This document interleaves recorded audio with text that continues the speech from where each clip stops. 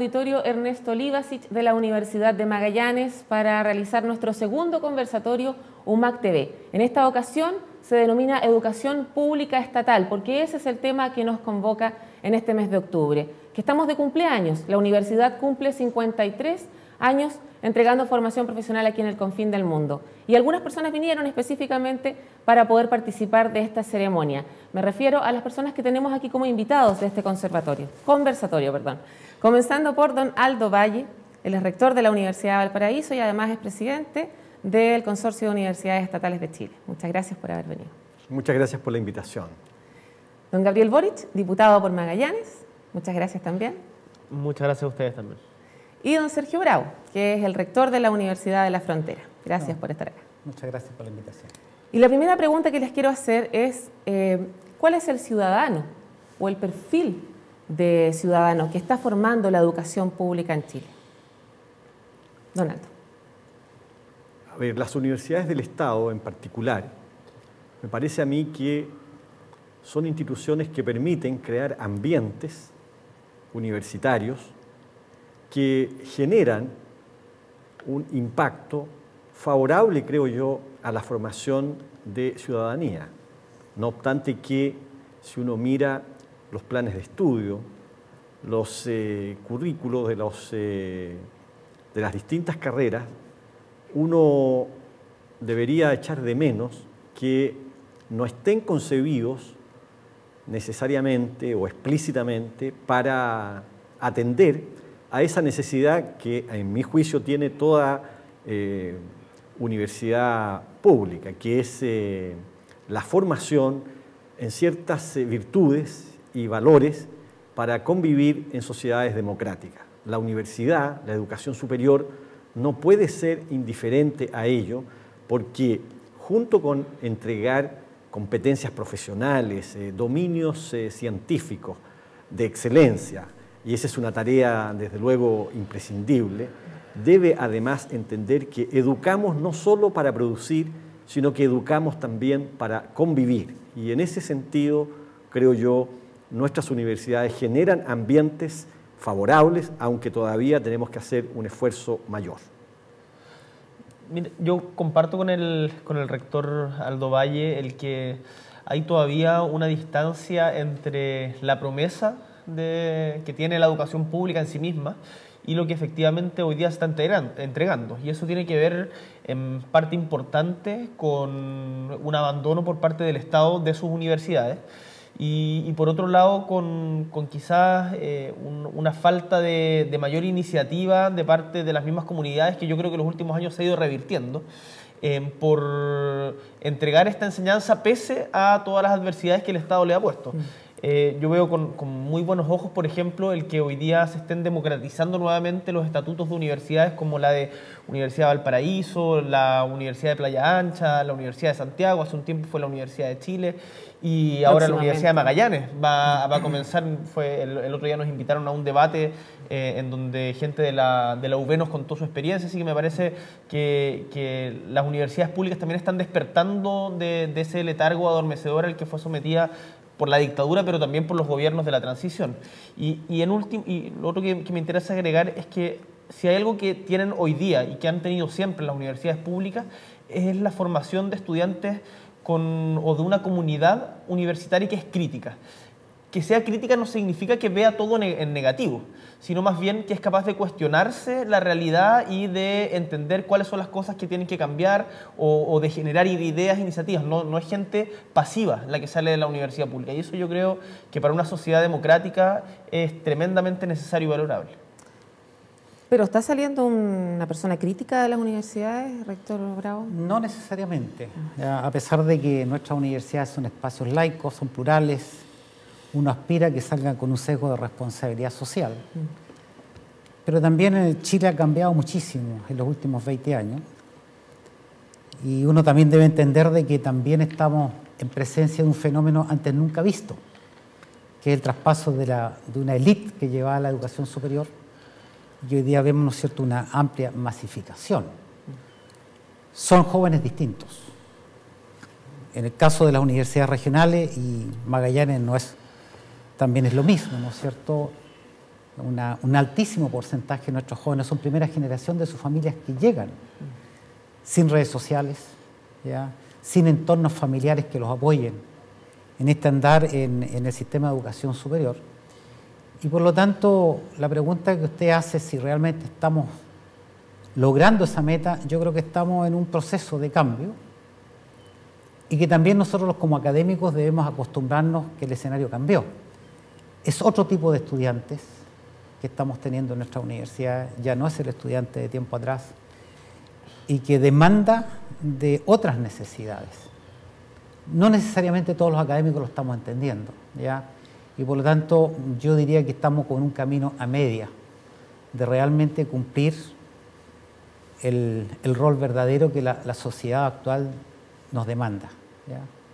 Pero eso más que nada habla de la materia prima, ¿cierto?, con la que se trabaja, pero ¿hay claridad respecto de cuál es el ciudadano, el tipo de persona que uno quiere ver al cabo de una formación en la educación superior?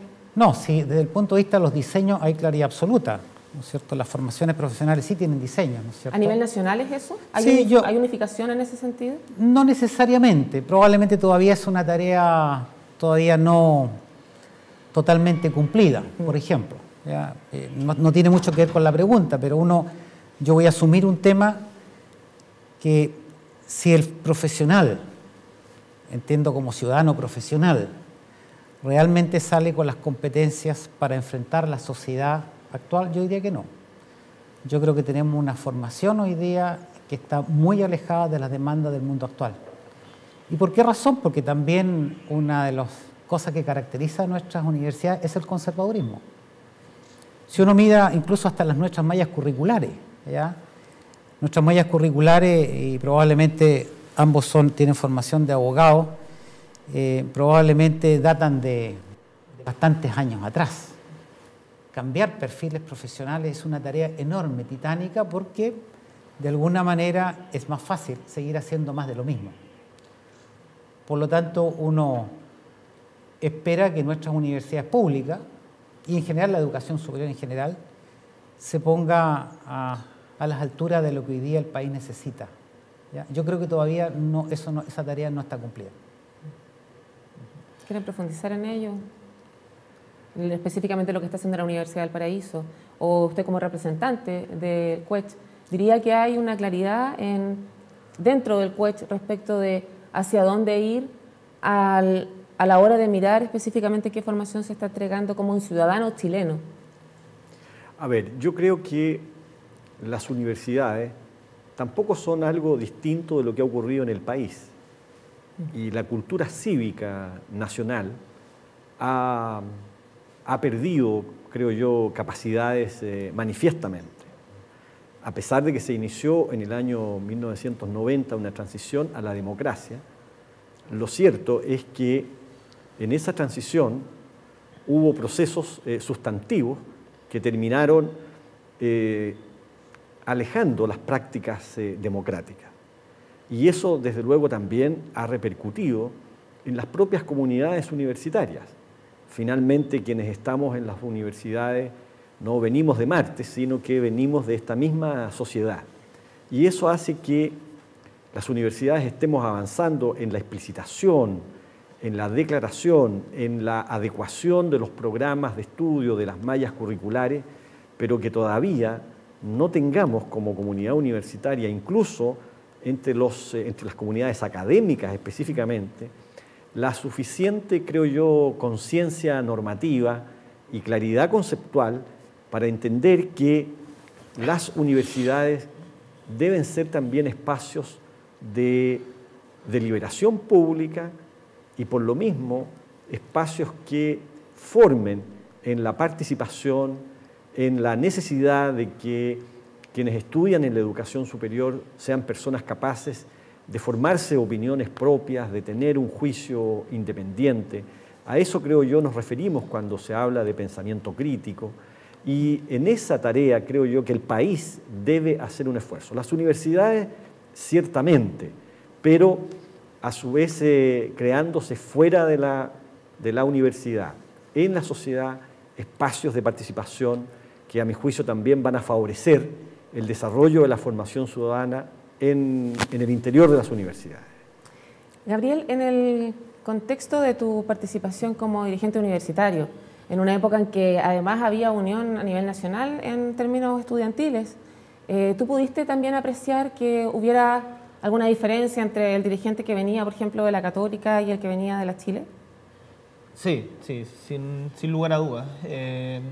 Hay diferencias en la formación, pero después del 2006, en particular después de las movilizaciones del 2011, yo creo que adquirimos una conciencia más orgánica, en donde por primera vez yo vi que no se defendían trincheras particulares, sino que se estaba defendiendo en las movilizaciones y en las discusiones que dábamos un ideal que era común a todos.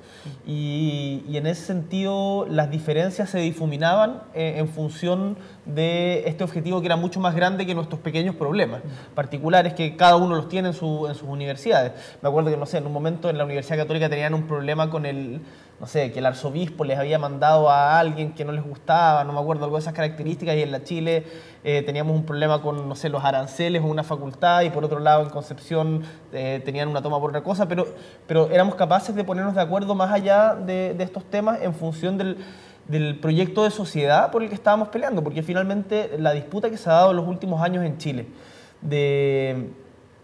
por cambiar la educación tiene que ver también con una pregunta por el carácter del Estado y por el carácter de la sociedad. Y yo ahí quiero recoger lo que decía el rector Valle respecto de que en Chile efectivamente hubo transformaciones muy profundas, en donde yo diría que la gran victoria del modelo instaurado o impuesto en la dictadura cívico-militar fue el individualismo. Y el individualismo permeó en todas las instituciones, no solamente en el Estado, sino también en las universidades, y hoy día lo que se conoce como la esfera de lo público también funciona con criterios privados. Y eso es en cierta medida, lo que nos rebelamos desde el movimiento estudiantil, tanto el 2006 como el 2011. Ahora, ¿cómo el que eso efectivamente logre una transformación concreta? Son cambios que se demoran tiempo, y yo creo que hoy día, en mi caso desde el Parlamento, pero también desde los diferentes procesos que se viven en las universidades, estamos dando una continuidad a lo que fueron esas demandas que al final del día tienen que ver con una ciudadanía más activa, con una sociedad más igualitaria, con la pregunta por la justicia que esté presente en nuestra cotidianidad. Y el rol de las universidades en ello es, sin lugar a dudas, fundamental. Pero también al final del día uno empieza a ver cómo esto de lo cual estaban todos de acuerdo, empieza a haber diferencias cuando uno empieza a concretar las reformas. La reforma educacional, ¿cierto?, es un claro ejemplo de lo que estoy mencionando. Y tal vez allí las personas que egresan o se titulan en universidades estatales o de la educación pública en general, a lo largo de todas sus vidas, no marcan la diferencia, a propósito justamente de lo que mencionas tú, de que este individualismo permeó a todos y también, por supuesto, a la educación pública que tenemos actualmente en Chile. Bueno, yo diría que permeó a toda la sociedad entera, ¿ya? Y sobre todo, fundamentalmente, a una nueva generación que antes no era partícipe de la educación superior. Y hoy día asiste, por lo tanto, tampoco tiene historia, no tiene pasado, y solamente copia lo que hoy día existe en nuestras universidades. Ahora, uno debiera entender, tal como un poco lo dice Gabriel, este es un proceso de cambio. Como todo proceso es lento, demorará muchos años en revertirse, ¿ya? Pero también uno debe entender de que las universidades históricamente han sido burbujas hacia lo interior, ¿ya? El académico tiene una estructura mental. Nosotros estamos más acostumbrados a pensar desde la oferta. Nosotros pensamos que la sociedad debe actuarse de esa manera. Nosotros, nuestros diseños curriculares, pensamos que esa persona debiese ser de esa manera. Estamos recién en este proceso de cambio, empezar a escuchar qué piensa la ciudadanía de nosotros. Emerge con mucha fuerza en estos tiempos una palabra de vinculación.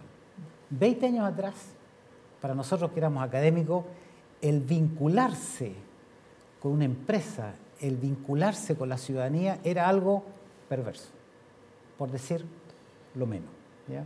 Hoy día no, hoy día cualquier diseño que uno quiera hacer, le preguntaron a la ciudadanía lo que vamos a hacer. Y eso ha costado mucho. Aprender a pensar más desde la demanda y no desde la oferta. Es decir, cómo salir de estas instituciones tipo burbuja, ¿ya? con cero crítica, pensando que nosotros lo sabíamos todo y que la ciudadanía, y que incluso éramos nosotros los que íbamos a producir todos los cambios sociales, ¿ya? Pero también hay que asumir que estamos en presencia de un fenómeno que es la globalización, la información. Yo creo que eso nos ha golpeado a todos. Es una nueva cultura y la cual, debo ser muy honesto, estamos recién aprendiendo a ver cómo actuar en ese ámbito. Un ejemplo, ¿ya?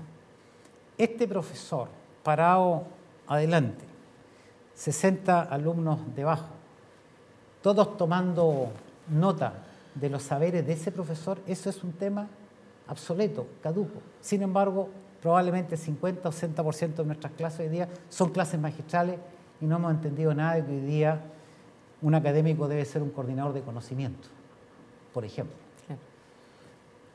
¿Quién sabe cuáles van a ser las demandas en los 5 próximos 10 años en un mundo tan cambiante? Sin embargo, seguimos teniendo carreras tipo túnel. Es decir, un estudiante parte acá, es un túnel, que son puros cuadritos de mallas curriculares, lo colocamos acá, el chico sale acá y no tiene trabajo, y no tiene cómo volverse. E insiste en buscar trabajo en eso. El mundo es tremendamente flexible y hoy día nuestra formación no está dando su espacio para ser flexible, ¿ya? Yo creo que todavía nos falta mucho como universidad, y hablo de universidad en general, después veremos el tema de lo público, ¿ya? Sí. Pero en general la educación superior todavía no está a las alturas de lo que el país demanda, ¿ya? Debemos cambiar mucho. Ahora, es cierto que es más fácil seguir haciendo más de lo mismo, pero de alguna manera las universidades públicas estamos haciendo el esfuerzo de irnos transformando paulatinamente a lo que realmente el país necesita y que los jóvenes también demandan, ¿ya? Incluso hay profesiones, ¿ya? Coloco el caso de periodismo, ¿ya? Periodismo es una carrera que parte acá y termina allá, ¿ya? Y el joven no sabe que cuando llega acá se va a encontrar que todos los medios están masificados y no tiene mucho espacio donde moverse. O encuentra trabajo aquí o allá. En países desarrollados eso no existe, ¿ya? Es una formación que le da un capital, un bagaje cultural en la base, y el estudiante va construyendo sus espacios donde le gustaría poder colaborar con la ciudadanía, ¿ya? Hoy día no. Lo colocamos en un túnel y lo sacamos acá, una línea de proceso, y eso hoy día ya no tiene sentido. Entonces, yo creo que nos pasa a todos, ¿eh? No, aquí, yo creo que estamos en deuda. Hay muchas cosas que nosotros debemos mejorar en la formación de este joven que está llegando a nuestras universidades. ¿Qué tanto depende entonces de tener más recursos, de aumentar, por ejemplo, los fondos basales, de tener un presupuesto que refleje más el apoyo a las instituciones de educación pública, la formación de este ciudadano que tenga un pensamiento colectivo, que apunte al bien común, que sea crítico, que sea flexible? Bueno, ahí se habla, ¿no es cierto?, de que la educación, y así están todos los escritos, ¿no es cierto?, que lo único en el futuro que puede producir movilidad social o mejoría en la ciudadanía en general son los niveles de educación que alcance. Mirado esa perspectiva, la educación pasa a ser un tema estratégico, ¿ya? Y uno analiza quienes manejan estrategia en el país. Cuando algo es estratégico para el país, jamás lo externaliza, nunca. No creo que un país externalice sus fuerzas militares, por ejemplo.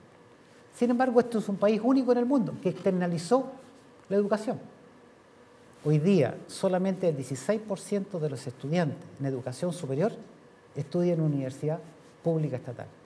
¿Eso qué significa? Que el 84% de todos los estudiantes están externalizados en el mundo privado. Entonces, ¿de qué manera un país, ¿ya?, puede desarrollarse si todo está externalizado y cada cual quiere hacer lo que quiera, ¿ya? Recientemente hubo una delegación de rectores que fuimos a Finlandia, ¿ya? Finlandia, 99,9%, porque Finlandia se habla que es el país ideal, los modelos educativos funcionan espectacular, hay un bienestar social, que toda la gente se ve contenta, y uno dice, bueno, es que la educación pasa a ser pilar fundamental del desarrollo de ese país, pero eso tiene un eje estratégico, que es del Estado de Finlandia, ¿ya? Todos hablamos de Finlandia, pero estamos tan lejos. Si uno dice 16% de estatales, 84% de instituciones privadas, ¿cómo se arregla este tema? ¿Ya? Entonces, es complejo el tema, no es fácil.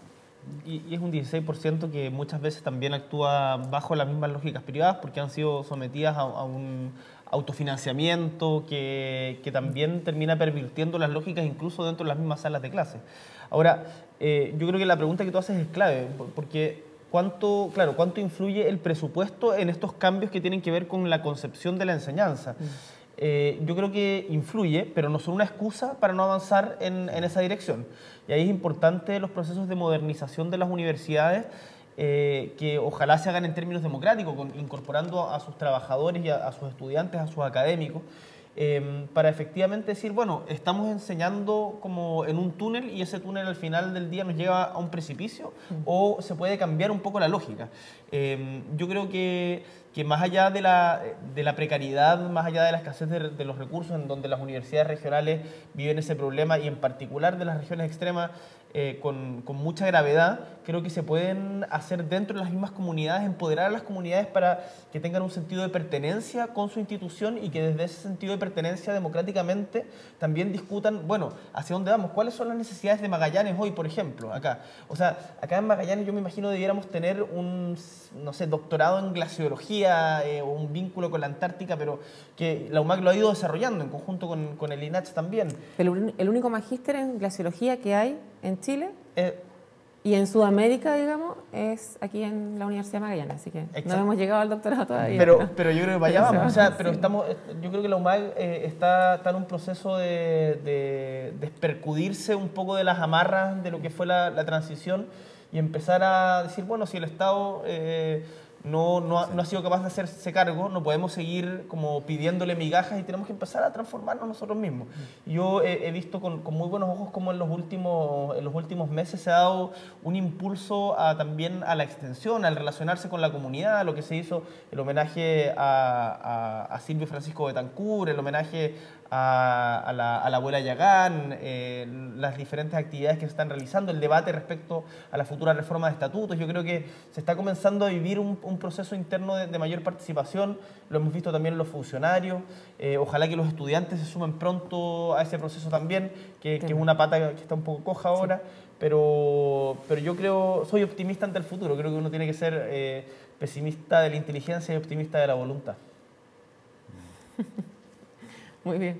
Rector Valle, ¿qué opina? A ver, sí, respecto de el estado de nuestro sistema de educación superior y su relación con los recursos públicos, me parece a mí que Chile ha sido un muy mal ejemplo para mostrar cómo las políticas públicas se han dirigido en el sentido de crear ambientes de escasez.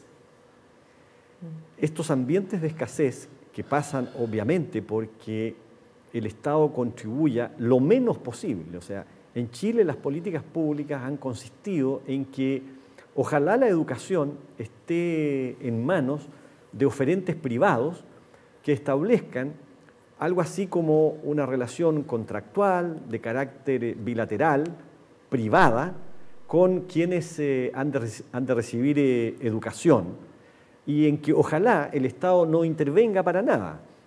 Un buen argumento para mostrar esta aseveración es que en Chile se apostó porque no hubiese regulación en educación pública, ¿no? Costó muchísimo que se aprobara una ley que finalmente fue muy débil, y la experiencia también así lo ha demostrado, para que las instituciones de educación superior tuvieran la obligación de acreditar ciertos niveles de calidad, de organización y de seriedad, porque hace unos años atrás se decía sin ningún pudor que esas regulaciones de verdad conspiraban contra la iniciativa, la creatividad y la eficiencia de los privados. Y entonces las políticas públicas que por largos años apostaron por esa opción, bueno, crearon ambientes de escasez a propósito de cómo se debe entender la función pública en educación. Se llegó a decir, por ejemplo, entonces que educación, particularmente educación superior, lo único que creaba era una rentabilidad privada y que en consecuencia quienes debían proveerse de ese servicio debían solventarlo por sí mismos. Y si no, endeudándose a través, por ejemplo, de un crédito Corfo o de un crédito con aval del Estado, o mediante alguna otra forma, o respondiendo según las capacidades de pago de las familias o de los propios estudiantes. En esos ambientes de escasez, usted comprenderá, las instituciones obviamente optan por hacer lo mínimo, aquello que está a su alcance, y las tareas de vinculación con el medio, las tareas de formación de ciudadanía, el interés de las instituciones por los asuntos públicos de relevancia nacional y de relevancia colectiva, no pasan a ser, desde luego, una prioridad, porque lo que deben hacer básicamente es prestar mínimamente ese servicio, ojalá en las mejores condiciones. Entonces, hay aquí una responsabilidad, desde luego, en las políticas públicas, y yo quisiera también en esta ocasión manifestar que, desgraciadamente, en el proyecto de ley de presupuesto que está en discusión en el Congreso, quien elaboró la parte relativa a educación superior, quiero circunscribir muy bien mi observación, estuvo más bien por reproducir lo mismo que había antes. Es decir, a mí por lo menos eso me parece que es una inconsistencia política. Aquí no hay una crítica a la propuesta de ley de presupuesto del gobierno en razón de un desajuste de expectativas. Hay algo más grave, hay una inconsistencia política que debemos advertir y que debemos poner en discusión, porque una ley de presupuesto siempre tal vez la manifestación más relevante de la política pública de un gobierno. Y en educación superior, por ejemplo, cuando había que considerar más recursos para las universidades regionales, desgraciadamente se optó por disminuir esos recursos. Cuando había que considerar recursos para que fuera convincente la voluntad de fortalecer a las universidades del Estado, se optó por una reasignación de recursos, es decir, ponerle otro nombre a recursos que ya estaban considerados en los presupuestos de años anteriores. Y por lo mismo, me parece a mí que esta misma oportunidad que nos da la Universidad de Magallanes es muy propicia para señalar que Chile todavía tiene en sus élites gobernantes una muy baja conciencia pública acerca de la necesidad urgente de fortalecer a las instituciones que proveen de educación pública, fortalecer las capacidades de investigación de estas universidades, atender desde luego con aprecio y con afán sincero a las universidades que se hallan en las zonas extremas, porque hacen un enorme esfuerzo por integrar mucho más al país, por hacer que la democracia, la igualdad de oportunidades llegue a territorios muy alejados del centro del país, pero de nuevo se ha optado, creo yo, por no oír esas voces, por no atender esa urgencia. Y claro, eso en buena medida explica que hayamos terminado con un sistema de educación superior como el que hemos terminado. Un ejemplo nomás, cuando nosotros nos medimos a propósito de la competitividad en la economía internacional, figuramos en el lugar 30 a 35. Ahí nos hemos movido en los últimos años. Pero cuando se nos mide cómo es nuestra calidad en educación superior o en educación escolar, ¿no?, a propósito de ciencia y de matemática, Chile cae a un lugar por allá en el 115 o en el 105, dependiendo de las disciplinas de que se trate.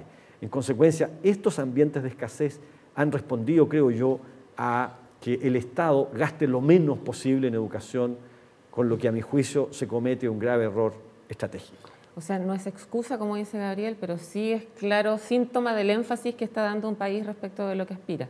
A mí me gustaría hacer, comparto una precisión. Me gustaría hacer un comentario sobre lo que planteaba el profesor Valle, porque es muy atingente la discusión de presupuesto. Efectivamente, la ley de presupuesto es la ley mediante la cual el Ejecutivo tiene la oportunidad de transformar todas sus palabras, todos sus discursos en acciones concretas. Y desgraciadamente en esta ley de presupuesto el Ejecutivo, por lo menos a quienes hemos venido peleando por cambiar el carácter de la educación en Chile, de una educación de carácter subsidiario a una educación concebida como derecho, la verdad es que nos ha decepcionado profundamente. En materia de educación, ni siquiera se ha reproducido lo que venía antes, sino que incluso en algunos aspectos se ha retrocedido. Se han, en el actual presupuesto, incumplido compromisos que se habían adoptado en gobiernos anteriores, tan básicos como el aumento del 5% del aporte fiscal directo a las universidades del Consejo de Rectores. Entonces, la verdad es que yo concuerdo con el rector Valle cuando dice acá hay un problema más grave que solamente un desajuste de expectativas. Hay una inconsistencia política y nosotros en conjunto con otros parlamentarios presentamos de hecho el día jueves un proyecto de acuerdo con parlamentarios de forma transversal para exigirle al Ejecutivo que dé un giro en la lógica con la que se está actuando en la definición de presupuesto y nos pongamos a discutir en serio si es que realmente vamos a fortalecer nuestra educación pública, en particular en materia de educación superior y en particular respecto a las universidades estatales. Creemos que no se puede seguir con la lógica de cuando me junto contigo te digo que sí, pero al final cuando me toca ejecutar me hago el leso. El gobierno no puede seguir en esa parada y nosotros por lo menos desde el Parlamento vamos a dar esa pelea para que esta lógica cambie en este presupuesto. A mí me gustaría saber qué explicación se dan ustedes para poder entender esto, que las palabras decían una cosa, pero los hechos terminaron diciendo otra.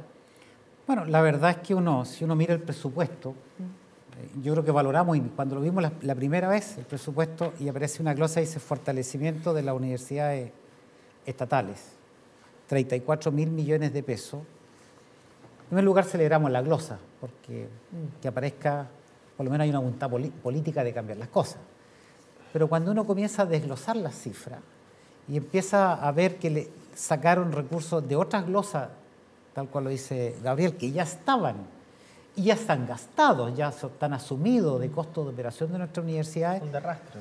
uno se da cuenta de que, no sé, por un lado se ve una voluntad política, pero finalmente los recursos no están. Una cosa es la glosa y otra el desglose. Entonces. Claro, y aparte de eso aparece un tema que para nosotros, yo voy a hablar aquí de mezquindad, ¿ya?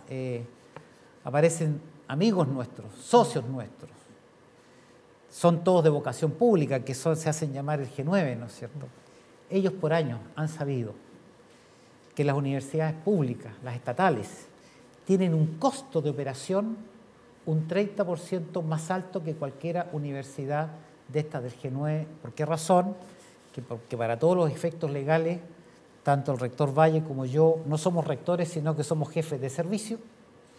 Si somos jefes de servicios públicos, somos servicios públicos, las universidades están catalogadas en ese régimen, tenemos la Contraloría encima y tenemos un sistema de compras nacional, Chile Compras o portal de proveedores, ¿no es cierto?, que nos obliga a que todas nuestras transacciones sean a través de estos sistemas, que encarece, burocratiza enormemente nuestra gestión. Nosotros, y finalmente de cada acto administrativo debemos responder por todas las cosas que hacemos ante una Contraloría. Estas universidades que reciben más recursos que nosotros, son recursos públicos de todos los chilenos, no le rinden cuenta a nadie. Negocian libremente en el mercado, por lo tanto obtienen mejores recursos, se mueven más rápido. Entonces uno dice, mira, por fin, alguna vez nos van a dar algunos recursos que sabemos que no son a título gratuito, porque también hemos convenido con el mismo Estado de que son para cumplir ciertos cometidos y funciones que al Estado de Chile le interesa en pos de la ciudadanía. No obstante eso, ¿no es cierto?, ha aparecido todo este tema, una pugna, pelea, lobby, ¿ya?, que hacen que uno a esta altura, a un mes, un poco más de terminarse el presupuesto, no tengamos ninguna claridad en qué va a terminar todo esto, ¿ya? Y eso complica porque uno está planificando para el próximo año, los funcionarios están preocupados de los reajustes, si es que van a tener o no van a tener reajustes del sector público, de qué tipo. Los estudiantes están preocupados si va a haber o no va a haber educación gratuita. Le hemos dicho para el año 2016 está comprometido el gobierno, pero hay demasiada incertidumbre, ¿ya? Y eso hace entonces de que uno no siente la fuerza que debe tener el Ejecutivo para realmente instaurar o instalar lo que entendemos este nuevo trato, del cual estamos expectantes ya por muchos años. Yo creo que el gobierno derechamente ha cedido a las presiones de quienes no quieren fortalecer la educación pública. y es el gobierno el que tiene la carga de la prueba y en este caso, ante la evidencia del presupuesto, que como decíamos antes y todos concordábamos, es la manera de ejecutar las políticas públicas, uno dice, bueno, en verdad acá toda esta verborrea de tanto tiempo de la educación pública y que vamos a fortalecer la educación pública, en la práctica no queda o no se representa en la realidad. Ahora, ¿está todo perdido? No, yo insisto, optimismo de la voluntad, creo que estas cuestiones se pueden cambiar. Creo que la presidenta Bachelet todavía está a tiempo de enmendar el rumbo en estos temas y confío en que van a escuchar las voces de quienes vamos a hacer un llamado de atención respecto al tema del presupuesto, pero no solamente el tema del presupuesto, sino también la reforma educacional. El próximo año se viene una discusión que va a ser muy intensa y espero muy positiva para el país respecto, uno, a la educación pública escolar y dos, a la educación superior. Y en la educación superior también tenemos que distinguir educación pública de educación privada. Y ojalá en ese momento también el gobierno de la presidenta Bachelet sepa estar a la altura de las circunstancias y cambiar este error que existe en Chile, este espacio extraño en el mundo de la educación en el mundo, en donde, como decía el rector Bravo, se ha externalizado algo que es fundamental para el desarrollo de un país. Así que vamos a estar ahí muy atentos, no solamente para denunciar, sino también para aportar y colaborar a que esta situación para nuestras universidades estatales, en particular las regionales, cambie. ¿Pero será solo ceder a las presiones, cree usted, rector Valle, o también falta de convicción? Bueno, yo creo que hay una falta de convicción, porque cuando uno mira también el presupuesto de cara al fomento de la investigación científica en el país, de nuevo uno se encuentra con que en algunos casos se disminuyen recursos y en otros se dejan los mismos recursos. O sea, no se expresa ninguna voluntad para ampliar, por ejemplo, la formación de investigadores jóvenes, no se fortalece, no se incrementa, por el contrario, se disminuye los aportes para otorgar becas en los doctorados nacionales, o sea, fortalecer la capacidad de formación de posgrado en el país, en nuestras propias universidades, fortalecer las capacidades para generar nuevos investigadores.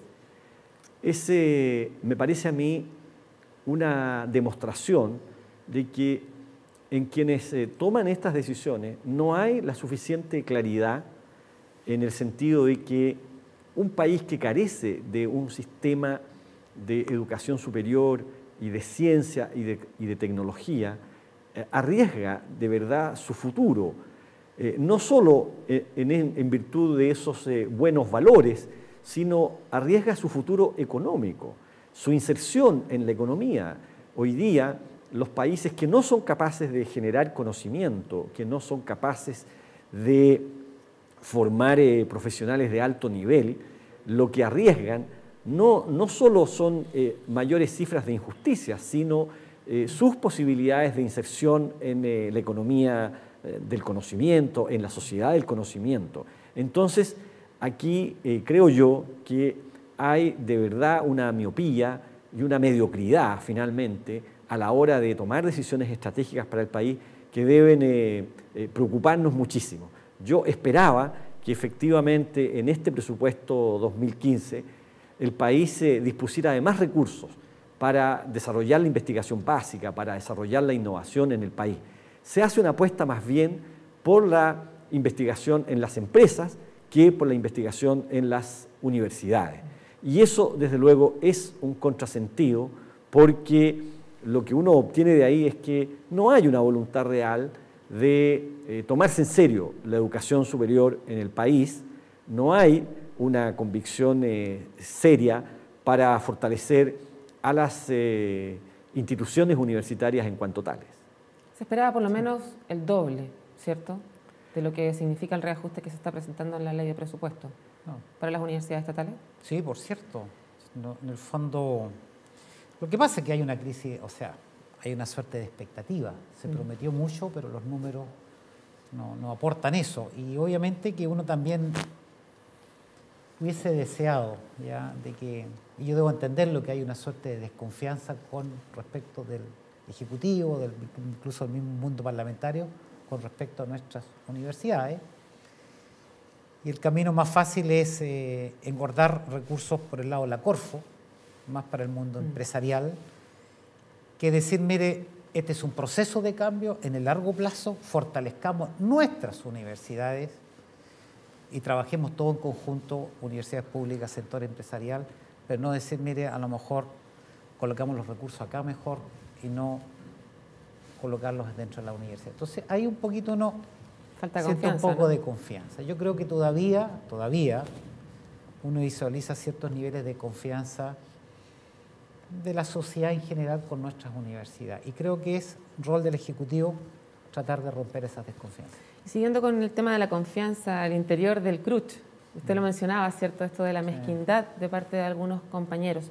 ¿Cuál es el nivel de recursos que debiera recibir entonces este grupo de universidades que no son estatales? ¿O derechamente creen ustedes que no deberían recibir platas del Estado? No, yo siempre he asumido, y esto ya es historia, tampoco vamos a cambiar la historia, son 100 años, como ellos lo han dicho, ¿no es cierto?, en que Chile le traspasa recursos públicos a cierto tipo de universidades que claramente tienen un rol público, ¿ya? Nadie puede discutir, ¿no es cierto?, lo que ha significado la Universidad de Concepción para la región del Biobío y Chile en general, lo que ha hecho la Universidad Austral, o lo que han hecho también las mismas universidades católicas, la Santa María, etc. ¿Ya? Pero también uno piensa de que el Estado tiene 16 universidades, que son de propiedad del Estado, ¿ya? Y se llega al absurdo. ¿Ya? Voy a usar una metáfora que usaba el rector de la Universidad de Chile, Víctor Pérez, que en Valparaíso hay 4 universidades, 2 públicas estatales y 2 privadas de vocación pública, Santa María, la Católica de Valparaíso. A estas 2 últimas el Estado les entrega 20.000 millones de pesos, que son privadas, que manejan los recursos sin Contraloría, sin control, y a las 2 otras universidades públicas les entrega aproximadamente 5.000 o 6.000 millones de pesos, es decir, 25-30%. En ninguna parte del mundo esto se entiende. ¿Ya? Entonces uno siente, y lo que hemos dicho muchas veces, que el Estado finalmente dejó abandonadas sus universidades. Y por alguna razón algunas universidades también dijeron, bueno, si estamos abandonados, salgamos al mercado. Tampoco fue correcto lo que hicieron muchas de ellas. Pero sin embargo estamos en un proceso en que el Estado reconoce y tiene el sentir de que poder trabajar con su universidad. Sin embargo, los números no se ven. Nadie ha pedido que a las universidades G9 le quiten sus recursos. Tampoco en el presupuesto se ve que a ellas le están quitando recursos. El tema está de que ellas no permiten de que la Universidad de Valparaíso pueda disponer de 1.000, 2.000 millones de pesos. Y también el mismo Ejecutivo, cuando empezamos a conversar con ellos, también nos dijeron claramente que no eran recursos de libre disposición, sino que eran para cumplir ciertos cometidos que al Estado de Chile le interesaba en beneficio de la ciudadanía, y eso lo tenemos muy claro. Sin embargo, ni aún así, ¿no es cierto?, eso ha podido terminar.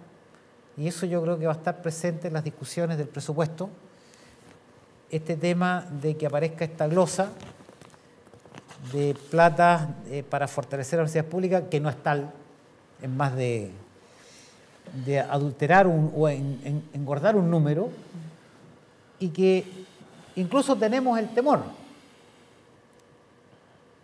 que recursos que ya teníamos, que los pusieron en esta glosa, ahora no tenga que competir por recursos que ya tenía.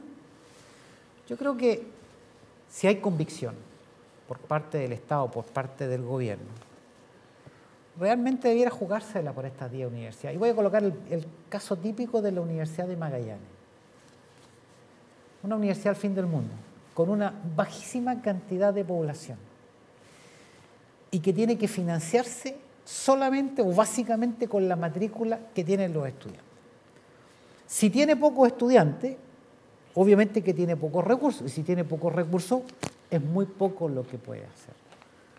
Universidades como estas, ¿ya?, que no están ubicadas donde está la gran masa de ciudadanía, debieran tener un presupuesto basal y debieran ser universidades que funcionaran más en base a la oferta, es decir, tener recursos, cumplir ciertos cometidos que el Estado le pide para su ciudadanía y no tratar de andar capturando incluso un estudiante que no existe, considerando la baja población que existe en este sector de nuestro país. Entonces, es absurdo. Pero, rector, si en un escenario ideal, ¿cuánto cree usted si el Estado aporta dinero a las universidades?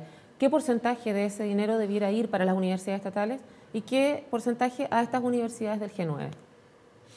No, yo creo que la historia ya está hecha. O sea, hoy día sería tremendamente difícil decir, mira, a las universidades del G9 le vamos a quitar los recursos para dárselas hasta otro. O sea, mantenerlos pero aumentarlos de estatales. No, si lo que nosotros estamos pidiendo es un nuevo trato con las universidades, con las 16 universidades. Es una conversación. ¿Qué espera el Estado de Chile el rol que cumplen estas 16 universidades estatales, que en 2 años más irán a ser 18, ¿ya? Con la sexta región y la región de Coyhaique, ¿ya? De ser, ¿ya? Pero ¿cuál es el rol que espera? Y obviamente, ¿no es cierto?, lo hemos conversado en el question, nosotros estamos disponibles para contribuir a la ciudadanía siempre y cuando tengamos estas conversaciones. Hoy día lo único que estamos haciendo es jugar en un mercado abierto, y en un mercado abierto totalmente asimétrico, porque hay unos que corren sin Contraloría, sin ningún tipo de control, y hay 16 que van corriendo sin saco, con una tremenda mochila cargada con normas, con administración y con todo tipo, y que de alguna manera también eso obliga a quien gestiona universidades de estas características a tener los resguardos administrativos, porque, como todos sabemos, en la administración pública, el jefe de servicio es el que va preso. Por lo tanto,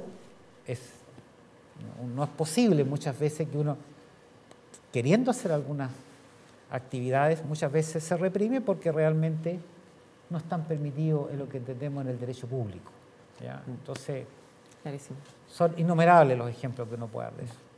Sí, yo quiero insistir en algo que me parece agrava la situación. Cuando estamos hablando de que haya un mayor aporte en recursos a las universidades estatales y también a universidades regionales que no son estatales porque tienen una situación precaria. Hay 3 universidades católicas derivadas de la Pontificia Universidad Católica de Chile que tienen un muy bajo aporte fiscal directo. Bueno, cuando demandamos más recursos para la formación de posgrado, cuando demandamos más recursos para investigación, tampoco estamos hablando de montos que puedan amenazar los equilibrios de las cuentas fiscales. Estos mayores recursos pueden significar 70.000, 80.000 millones de pesos, es decir, 140 millones de dólares, 160 millones de dólares en un presupuesto de 64.000 millones de dólares. Uno dice, ¿puede esto ser desequilibrante? La verdad es que no. Entonces, si la respuesta del Ejecutivo es decir, es que hay muchas otras demandas como esta, lo que uno debe entender entonces es que educación superior no es prioridad. Y se viene con un argumento ya inaceptable, en el sentido de decir, no, es que prebásica, parvularia, el sistema escolar. Bueno, cuando estamos hablando de educación superior, estamos hablando de quienes hoy día, al ingresar a la educación superior, o al egresar de ella, mejor dicho, se van a sumar a desempeños laborales, al campo laboral, por los próximos 40 o 50 años. No es prioridad para el Estado de Chile, para la política pública, que quienes van a ingresar al trabajo por los próximos 50 o 40 años tengan la mejor formación.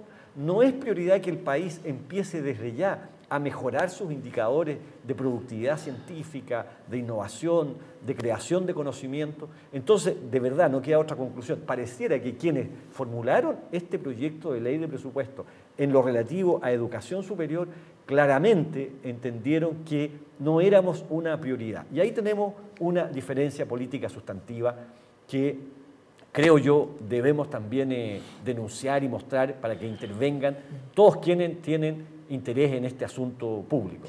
Y luego quisiera referirme a otro aspecto que mencionaba el rector Bravo. Cuando se dice por algunas universidades del Consejo de Rectores que el hecho de que las universidades estatales tengan una glosa específica, ello produce un efecto discriminatorio, allí de verdad hay una falacia que no podemos aceptar. Porque solo puede haber discriminación cuando dos sujetos están en la misma condición y a uno el Estado lo trata mejor. En este caso estamos hablando en realidad de dos sujetos, la universidad estatal y la universidad no estatal, que no se encuentran en la misma condición, porque obviamente nadie estará, creo yo, razonablemente por decir que es irrelevante tener Contraloría General de la República, o que es irrelevante tener sistema de compras públicas, o que es irrelevante estar sometido al Consejo de Transparencia, o que es irrelevante tener que auditar los estados financieros de estas universidades, las universidades estatales, por la Superintendencia de Valores y Seguros. Las universidades estatales son las únicas instituciones en el ordenamiento jurídico del país que están sometidas a obligaciones de contabilidad gubernamental, de contabilidad pública, pero además de contabilidad privada. En consecuencia, es obvio que las universidades estatales no están en la misma condición que las otras universidades. En consecuencia, no se puede afirmar razonablemente, creo yo, y de buena fe, que haya una discriminación si el Estado quiere, respecto de estas universidades, las estatales, establecer una forma de financiamiento específica que haga o que reconozca esa diferencia que tienen en las condiciones con que deben operar como instituciones de educación superior. Para que la gente se haga una idea, porque uno de repente ha hablado de números y todos los números parecen como estrambóticos y uno no alcanza como a agarrar. Tiene un sueldo así. El rector hablaba de 160 millones de dólares, ¿cierto? Sí. ¿Ustedes saben cuánto ganó, ni siquiera el Grupo Penta, sino el señor Ponce Lerú en las operaciones del caso Cascadas, que a mí me ha tocado verlo? Operaciones absolutamente ilegítimas y sancionadas por la Superintendencia de Valores y Seguros, ganó 140 millones de dólares. Solamente una persona mediante operaciones fraudulentas en el mercado financiero, 140 millones de dólares. La Superintendencia de Valores y Seguros lo multó con 70 millones de dólares. Y diferentes multas más abajo a otros directores de diferentes empresas relacionadas. O sea, si uno dijera, bueno, destinen las multas del caso Cascadas a las universidades estatales, como podría sanearse el problema. O sea, realmente, para que la gente se haga una idea, no estamos hablando realmente de algo que desequilibre el presupuesto fiscal. Acá es exclusivamente falta de voluntad política. Y lo más grave ahora, porque claro, uno lo entendía en el gobierno de Piñera, en donde esa voluntad política nunca fue declarada, sino todo lo contrario. Pero este gobierno declaró explícitamente tener esa voluntad política. Entonces, la verdad es que esa inconsistencia indigna solamente fomenta más malestar, pero creo que nosotros tenemos que ahora ir en una postura a tomar la iniciativa y, insisto, desde el Parlamento, pero también desde las movilizaciones, exigir de que esta lógica cambie de una vez por todas cuando tengamos la oportunidad. ¿Qué podría explicar esta sorpresa que causa que efectivamente instituciones que no están en situación de discriminación tengan la posibilidad de decirlo públicamente, remarcarlo y luego incluso recibir apoyo por parte de algunos parlamentarios que presentaron un proyecto para pedirle a la presidenta que le diga al ministro de Educación que revise esto para no seguir discriminando a estas instituciones? ¿Cómo es posible que en un país donde sea tan evidente que no hay discriminación se pueda declarar esto así? Bueno, siempre lo que se llama objetividad social es en verdad un orden construido por quienes tienen interés presentar la realidad de una determinada manera. En este caso, creo yo que hay algunas universidades que pertenecen o que están en esa condición de ser universidades privadas o tradicionales, no estatales, del Consejo de Rectores, que lo que quieren es conservar una ventaja. Porque obviamente que resulta ventajoso, ¿no?, recibir recursos públicos en cantidades en muchos casos superiores a los que reciben las universidades del Estado, pero además no tener ninguna de las restricciones, ninguno de los gravámenes que tienen las universidades del Estado. Entonces, me parece a mí que falta aquí un cierto sentido de fair play o de buena fe, que es, mire, mostremos las inequidades que efectivamente se producen. Informémonos todos de esas inequidades. A mí no me cabe la menor duda que todos los parlamentarios, una vez que puedan apreciar directamente cómo se distribuye el aporte fiscal directo, una vez que puedan apreciar directamente en qué condiciones están las universidades en las zonas extremas, ¿no? Cómo deben hacer esfuerzos enormes por educar a jóvenes meritorios, pero que mayoritariamente se hallan en situaciones socioeconómicas vulnerables. No me cabe la menor duda de que parlamentarios incluso que hayan propuesto tratar específicamente la situación de estas universidades se van a formar una opinión muy distinta. Si se trata de corregir inequidades simplemente, a mí no me cabe la menor duda que el gobierno y los parlamentarios mayoritariamente van a entender que se debe corregir a su vez la estructura de financiamiento de la educación superior. No puede ser que la Universidad de Magallanes, por ejemplo, para obtener recursos en investigación tenga que competir en la misma cancha, con las mismas reglas que las universidades, por ejemplo, Universidad de Chile o Universidad Católica de Santiago de Chile. Es obvio que las posibilidades de adjudicarse recursos en investigación para las universidades de las zonas extremas son muy adversas en relación a esas otras universidades. Entonces, si no hay un cambio sustantivo y estructural, uno debe concluir, desgraciadamente, que lo que se quiere es reproducir simplemente las asimetrías y las desigualdades irritantes que hay en la sociedad chilena. ¿Se puede? ¿Quería opinar usted? No, solamente en el modelo actual, igual que el modelo económico. El que es más rico se hace más rico. Sí. Chile es un país extremadamente centralizado. 65% de la población está entre La Serena y Rancagua y Valparaíso, ¿ya? El resto con muy poca población, ¿ya? Y eso significa que la mayor concentración de capital humano está en la gran metrópoli de Chile, Santiago, ¿ya? Y pues si colocan un fondo, todos los fondos son competitivos. La probabilidad de que algún académico de esta universidad gane parte de ese fondo es prácticamente cero. Si allá hay 100 jugadores y aquí hay un solo jugador nomás. Normalmente también los mejores jugadores están en Santiago, mejores rentas, mayores atractivos. Entonces, si no cambia el modelo, porque aquí estamos hablando de cambiar el modelo, desconcentrar el modelo, ¿ya? Y pensar más desde la oferta y no desde la demanda, ¿no es cierto? Esto se va a seguir acentuando nomás. Y no vemos, uno viera la glosa de la Corfo, ¿no es cierto? Una gran cantidad de recursos ahora, que uno tiene claridad absoluta que dónde va a quedar mayormente esos recursos. Es más, y aquí caen todas las universidades, tanto públicas como privadas. Si Antofagasta es la región que tiene la mayor concentración del PIB del país, entonces, bueno, van todas las universidades de Santiago a Antofagasta, a buscar plata a Antofagasta. Ya están los recursos mineros, están todos allá. La pregunta del Estado, ¿el Estado por qué no fortalece la Universidad de Antofagasta? Si es su universidad. Esa voluntad política todavía yo no la veo en ningún escrito, ¿ya? ¿Se puede reducir todo a el proceso, a propósito de lo que usted dice, ¿cierto? Este es un modelo y el modelo es el que hay que cambiar.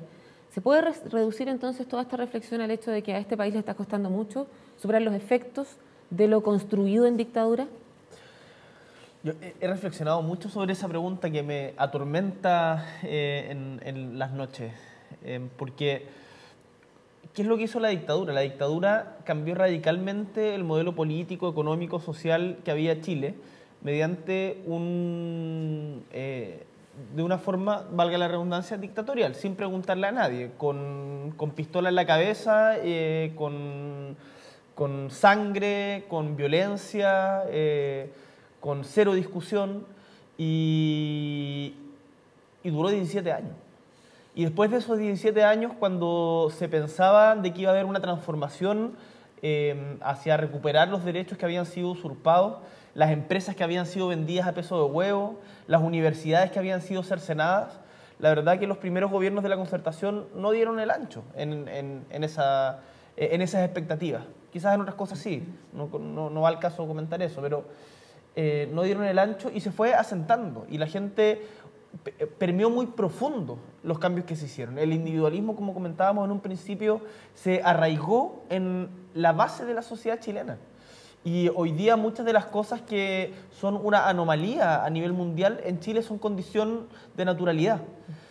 Y el problema es que uno no puede pretender revertir este tipo de situaciones mediante otra situación autoritaria, sino que quienes somos demócratas tenemos la convicción de que tenemos que hacerlo mediante procesos democráticos y para eso tenemos que construir mayorías. Y hemos visto cómo además la construcción de mayorías también se ha visto dificultada por las mismas instituciones que dejó instalada la dictadura. Entonces nos cerraron la puerta por dentro y estamos como corriendo en círculos. Ahora, yo creo que en Chile poco a poco hemos ido logrando recomponer el tejido social, y que es a partir justamente de la organización de las comunidades universitarias, de la organización de los trabajadores en el caso sindical, de la organización de las personas comunes y corrientes en el caso de las FP, que vamos a terminar con estas injusticias y con estas, insisto, condiciones que son absolutamente anómalas en el resto del mundo. Pero efectivamente es mucho más difícil. Estos cambios es mucho más difícil hacerlo discutiendo. Jamás hubiese sido posible cercenar la Universidad de Chile o la Universidad Técnica del Estado, de la cual la UMAG era sede en su momento, el año 81, si hubiese sido sometido a un proceso de discusión democrática.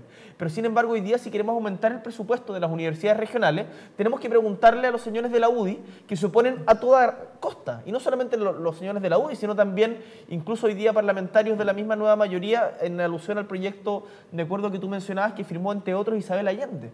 Entonces, la verdad, uno dice, bueno, la democracia, qué cacho más grande, pero como somos demócratas, y yo creo que acá los tres compartimos esa convicción, estamos por construir esas mayorías porque sabemos de que no hay otra manera de hacerlo. Pero es complicado, es mucho más complicado, y yo creo que tenemos que volver a recuperar la capacidad de indignarnos frente a estas anomalías que instaló la dictadura en nuestra sociedad y que tenemos que extirpar de a poco, como por ejemplo el mercado en la educación. Sí, yo por razones también de honestidad en la vida pública, debo señalar que respecto de la firma de la senadora Allende en ese proyecto de acuerdo, ella me dijo que había retirado su firma pero no sabía. Formalmente, no sabía, porque ya. se le había presentado de una manera distinta algo que creía afectaba a todas las universidades y no solo a un grupo de universidades. Eso me lo dijo personalmente el día miércoles. Y efectivamente el retiro de esa firma había acontecido el día martes, o sea, el día antes, cuando sesionó la comisión respectiva. Ahora, yo quisiera agregar, sin embargo, que esto que ocurre en educación superior y que le ha ocurrido al país, no es solo consecuencia de alguna distracción que dejara pendiente decisiones que tomó la dictadura. Aquí, además, se configuró un sistema político destinado a reforzar y a garantizar que esto no cambiara en el país. Y de ese sistema político todavía no se sale. Todavía tenemos un sistema electoral que está destinado efectivamente a que las mayorías no se puedan expresar como es debido en el país. Tenemos, por ejemplo, una legislación laboral que todavía impide que tenga sentido para un trabajador organizarse en un sindicato, porque en Chile no existe el derecho a huelga. Es decir, este mismo programa no es tan común que en los medios de comunicación se acoja un debate abierto en que se puedan decir opiniones contrarias a esas hegemonías oficiales que se instalaron en el país con tanta fuerza, de las que todavía, creo yo, el país no sale. De modo que lo que le pasa a las universidades tiene que ver también con lo que le pasa al conjunto de la sociedad chilena. Pero ¿no sería más fácil revertir esta situación si fuera simplemente eso, una prohibición, una armazón que a uno le impide expresarse? Porque lo que nosotros podemos ver también, por ejemplo, el caso de la reforma estatutaria aquí en la Universidad de Magallanes, se abre la posibilidad precisamente de que todos participen, pero los estudiantes, tú mencionabas algo de eso, Gabriel, al principio de esta conversación, participaron en minoría. Si uno ve también el tema sindical, hay muchas empresas que tienen la posibilidad de armar sus sindicatos. Sabemos que hay una presión por parte de los dueños de estas empresas para que eso no suceda, pero aún así igual uno siente que hay un poco de abulia. Yo creo que ese es un problema que lo hemos ha rondado o subyace a toda la conversación, que es, como decíamos antes, el individualismo. Y eso no va a cambiar de la noche a la mañana. Pero yo creo que tenemos que pensar esto en estas fotos históricas. No son fotos estáticas, sino que uno tiene que pensar en el cuadro más grande. Y, por ejemplo, lo que sucedió en el 2011, en donde desde Bisbiri hasta Puerto Williams la gente se movilizó por un cambio en el concepto de educación, es algo inimaginable años atrás, y en donde logramos movilización en conjunto con... El rector Valle salió a marchar, junto con el rector Solesi, si no me equivoco, en su momento. Hubo diferentes... Antes, el año 2009 también. El año 2009, sí. El año 2009, mire.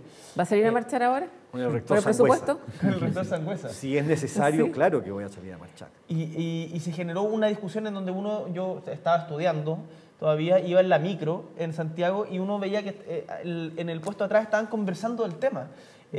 Lo mismo sucedía en todos los ámbitos. Entonces, yo creo que la asociatividad ha ido ganando espacios. Ahora es algo que uno avanza 2 pasos, retrocede 1. Efectivamente es difícil. El caso de la UMAC yo creo que efectivamente es preocupante. Pero creo que también hay un grupo de estudiantes que está poco a poco dando la pelea para organizarse y poder constituir la federación, que es una cuestión básica de representación de los estudiantes. Ahora, te insisto, yo no quiero... porque pareciera que en la conversación ronda como una suerte de lápida pesimista. No, yo creo que esta cuestión puede mejorar, está en nosotros también que sea parte, y el hecho de que estemos en este programa y que nos den la oportunidad de estar en este programa es parte también de esa mejora. Conversaba usted, rector Bravo, respecto de esta relación que tienen al interior del CRUCH, ¿cierto? Y me gustaría también poder conversar acerca de lo que sucede al interior del CUECH, porque si hay diferencias al interior del CRUCH, también las hay al interior del CUECH, ¿cierto? No todas las universidades, a lo que me refiero es que no todas las universidades son iguales. Las condiciones en las cuales cada una funciona, como usted bien decía, no son las mismas. Aquí la densidad poblacional, como en otras regiones, es mucho menor. Entonces, ¿cómo funciona esta relación allí? Las confianzas, por ejemplo. ¿Cómo se evalúa el hecho de que universidades, como por ejemplo la UFRO, de hecho, haga publicidad en la región de Magallanes para poder captar alumnos que se vayan a otra región? Sí. A ver, la verdad es que desde el punto de vista de visiones de lo que debe ser una universidad pública estatal, no tenemos mayores diferencias. Pero de todas maneras uno tiene que ser honesto, en épocas de escasez de recursos, entonces cuando aparecen recursos, entonces estamos todos peleando por los recursos, cosa que no debiera ser, ¿ya? Yo siempre he reclamado, ¿ya?, que finalmente nuestras conversaciones muchas veces de alguna manera son de recursos, ¿ya? Yo añoro y aspiro que algún día este tema de los recursos deje de ser un tema y realmente nos dediquemos a lo por donde tú partiste por la primera pregunta, si estamos formando este ciudadano o este profesional que Chile necesita, ¿ya? Estamos lejos porque estamos enredados básicamente por el tema de los recursos, pero sin embargo todos tenemos visiones compartidas de lo que debe ser una universidad pública estatal. No tenemos esa diferencia dentro del CUECH, ¿ah? No lo he visto, no tenemos esa discusión. Y no es conversación tampoco esto de captar alumnos que pudieran quedarse en su región. A ver, ese tema que tú me planteas, la Universidad de la Frontera, ya que es el tema, ubicada en la región de Araucanía, el año 90 tenía un 40% de estudiantes de la 9ª región y un 60% de estudiantes de Arica a Punta Arenas o de Santiago a Punta Arenas. Hoy día la Universidad de la Frontera tiene un 85% de estudiantes de la 9ª región y un 15% que deben estar entre Los Ángeles y Puerto Montt, ¿ya? Solamente te puedo contar de que en algún momento el gobierno regional construyó en la universidad un hogar magallánico, ¿ya? Es decir, ese hogar donde las asistentes sociales, probablemente de la gobernación, del municipio de acá, enviaba estudiantes y los colocaba en ese hogar. Ese hogar está vacío, desocupado hace 2 o 3 años en nuestra universidad. El avión ya no pasa por Temuco. El avión o sea, para llegar a Temuco hay que pasar primero por Santiago y devolverse a Temuco. Antiguamente iba haciendo escala, ¿ya? Hoy día ya no hay. Por lo tanto, cualquier estudiante que migra de esta región, migra a Santiago, no a otras partes, ¿ya? Entonces, venir a hacer réclame aquí de decir vayan a estudiar allá, prácticamente es imposible. Y es más, probablemente algún estudiante llegaba a estudiar medicina en nuestra universidad, ya la Universidad de Magallanes tiene la carrera de medicina, por lo tanto ese ya no es tema. Hoy día los estudiantes no se mueven. Pero también quiero detenerme en esa pregunta.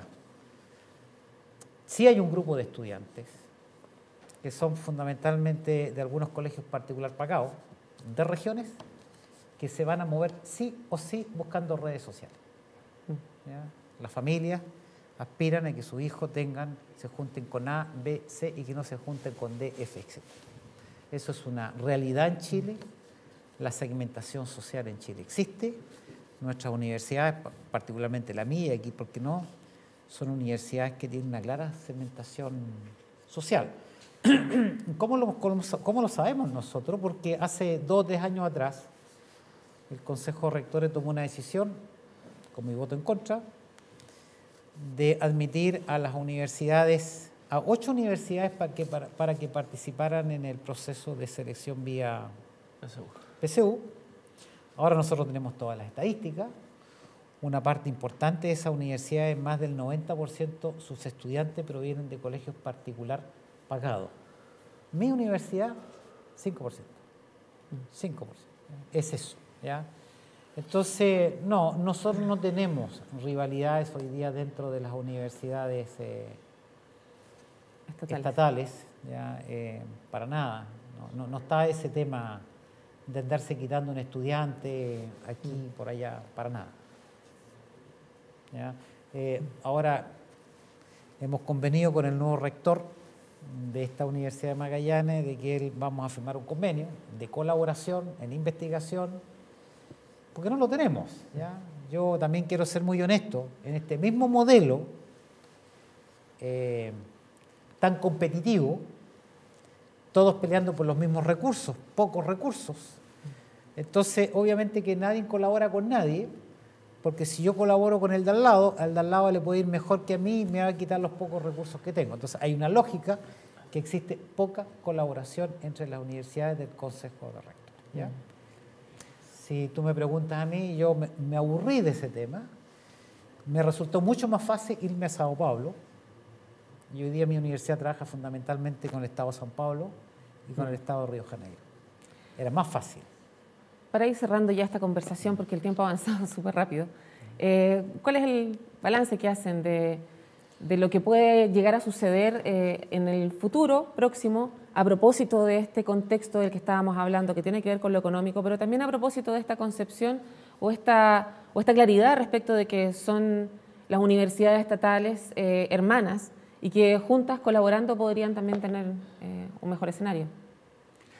Yo creo que hemos avanzado muchísimo en entender que las universidades estatales tienen una misión pública que las hace convergentes en sus propósitos y en sus tareas inmediatas y contingentes. Necesitamos de una gran cohesión dentro de nuestras comunidades universitarias, necesitamos evitar divisiones y conflictos dentro de nuestras universidades, porque muchos quieren también hacer ver ante la sociedad que nuestras universidades, entre otras cosas, por su nivel de división o de conflicto interno, no son buenas opciones para la educación superior. Tenemos que hacer un esfuerzo. Y también tenemos que ser capaces de admitir que gran parte de las dificultades que tenemos no solo responden a las limitaciones internas, que a su vez no podemos desconocer, que en buena medida ha habido unas políticas públicas que han perjudicado, que han menoscabado, que han hostilizado a nuestras instituciones y que tenemos entonces el deber de estar juntas para reivindicar, para finalmente superar ese maltrato estructural que las políticas públicas han dado a las universidades del Estado. La solución no está solo fuera de nosotros. Yo creo que siempre debemos las universidades del Estado tener también capacidad autocrítica. También tenemos que mejorar internamente. Tenemos que superar debilidades que está a nuestro alcance superar. Pero yo creo que se pueden sostener las dos ideas perfectamente de manera simultánea en la cabeza. Necesitamos este esfuerzo interno, pero también necesitamos tener claridad y carácter, independencia para demandar del gobierno, del Parlamento y de la sociedad chilena una relación distinta para con las universidades que finalmente le pertenecen a todos los chilenos, porque esos son las universidades del Estado, patrimonio de todos los chilenos. Estas universidades no pueden responder a proyectos particulares, estas universidades no le pertenecen ni a sus estudiantes, ni a sus directivos, ni a sus académicos, ni a sus funcionarios, le pertenecen a la sociedad en su conjunto. De modo que tenemos una gran responsabilidad. Ahora, lo cierto es que hemos pasado tal vez las décadas más difíciles. Lo que viene, yo no tengo duda, será bastante menos difícil. No digo que esté la panacea, digamos, a la vuelta de la esquina, pero será menos porque lo que hemos vivido ha sido ya suficientemente, creo yo, hostil con las universidades del Estado. Gabriel.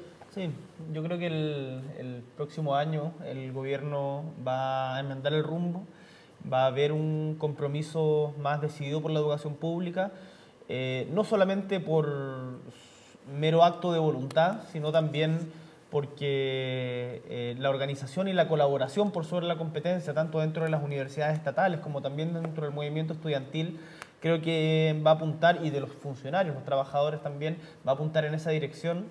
Y creo que estamos a puertas de una oportunidad histórica, que es revertir justamente todo lo que hemos criticado en esta conversación. Y ahí es deber de nuestras comunidades universitarias, estudiantes, trabajadores y profesores, el generar propuestas y no solamente exigencias de usted soluciónamelo, sino, como decía el rector Valle, cómo cambio internamente también para ser merecedor de este nuevo trato. El hecho de ser estatal merece, yo creo, por sí mismo un trato diferenciado, pero no es condición suficiente para asegurar un financiamiento irrestricto. Yo creo que las universidades tienen que dar muestra, y muchas de ellas lo han dado y lo dan permanentemente, de que cuál es su aporte al país, cuál es su aporte a la sociedad, cómo están innovando en la generación de conocimiento, cómo están innovando en su relación con el medio.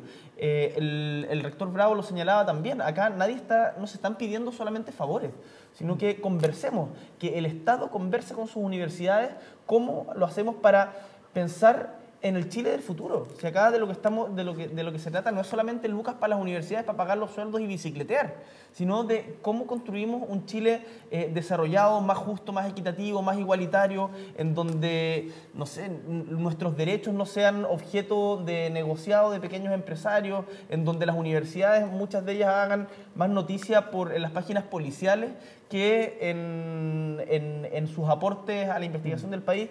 Yo creo que el próximo año va a ser el año de la educación superior y de la educación pública, y tenemos todos que estar a la altura de ese desafío, no solamente exigiendo, sino también proponiendo.